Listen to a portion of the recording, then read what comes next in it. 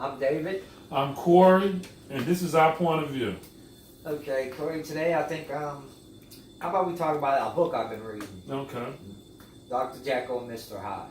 Okay. Okay, in this book, of course, the doctor is taking this medicine that he created, and it ends up turning him into this Mr. Hyde, who's a callous killer. So, do you think in society, without taking medication, that people have this within them anyway?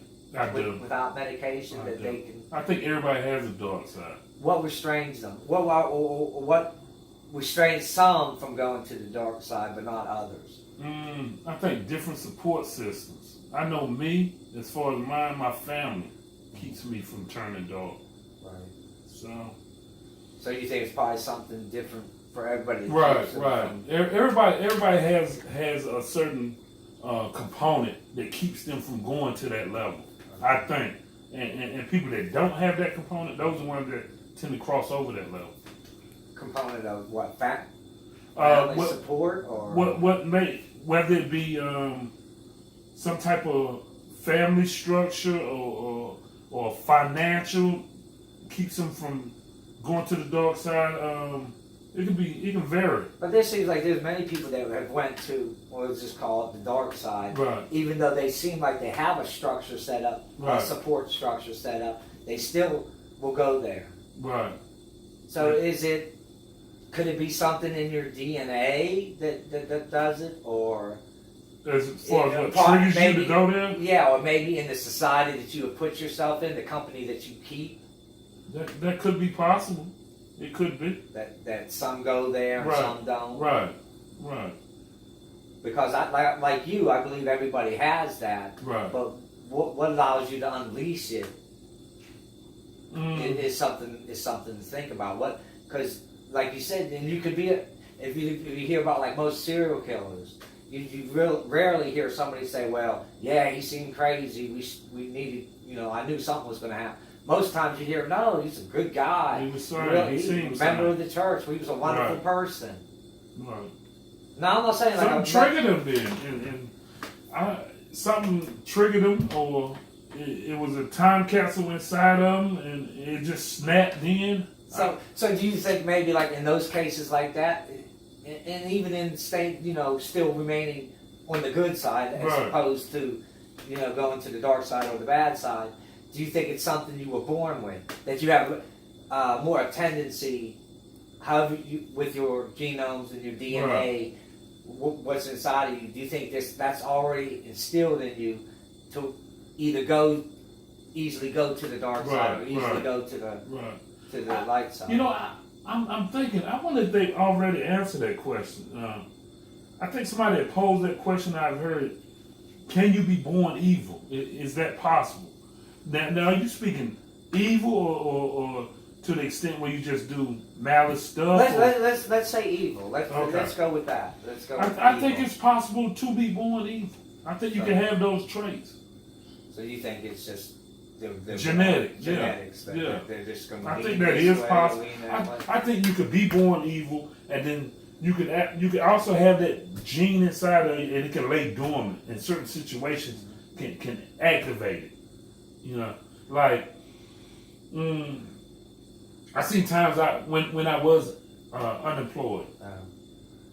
You ask anybody that know me, they tell you, I may, as far as present wise, I may look a certain way, but I try hard not to be that person. I'm a nice guy. You ask anybody, I'm a nice guy. It's fun to be around. But when I was unemployed, depression set in. I was totally different. Evil, not sociable, I was to the point where, I had suicidal thoughts, possibly hurt somebody. So you think outside pressures could bring it on as well? True, yeah. But maybe you're just more susceptible to it. Some people are more susceptible than others, or maybe it's the pressure's not the same. Sometimes with your pressure, the pressure will put on you, maybe I've never experienced, and then I didn't slide that way. I think it could be different factors. Such as? I couldn't limit it. Like the examples you were giving, it could be the different pressures that were put on me. the different situations I was put in at the moment. You know what I'm saying? Or it could have been just something inside of me. Where somebody just going along, right? Like I said, that ends up being a serial killer. No tall tale signs of him right. being dangerous, but then he goes and just does some horrendous acts, right, out of nowhere and catches everybody off guard. Right. So it could be possible. It's, to me, that they were born with whatever this susceptibility was or mental illness that they have, and it sent them that way. But for most people, though, I think you have that good and evil in you. Mm-hmm. But what I think about is how does it get unleashed one way or the other? And like you said, maybe it was from pressure. I'm not job pressures or not working, right. things like that could push trigger it, push right. push you right. that way. So I think all people are capable of going to the dark side or being good or evil due to pressure. Right. But I think it's also something that you're born with, where you're more susceptible to it, such as more people are susceptible to cancer than others, right?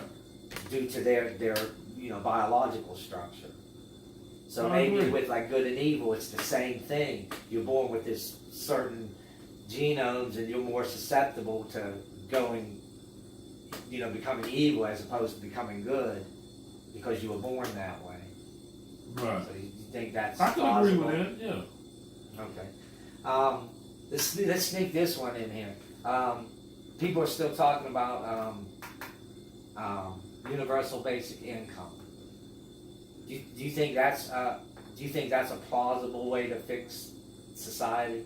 I think it's a start. As far as like where we were talking about, if somebody has a $400 debt and they could throw them in a hole that they can't dig out of, right. or living paycheck to paycheck, would that be a way to close some of that gap? It would be. And do you think it would bring things like crime down? Absolutely. If you have cash on hand, available cash, yeah. And how about poverty? Do you think that would help with poverty? I think it would. So there's a lot of good. And it's just right. how they would implement it. Where they always talk about where they would get the money from.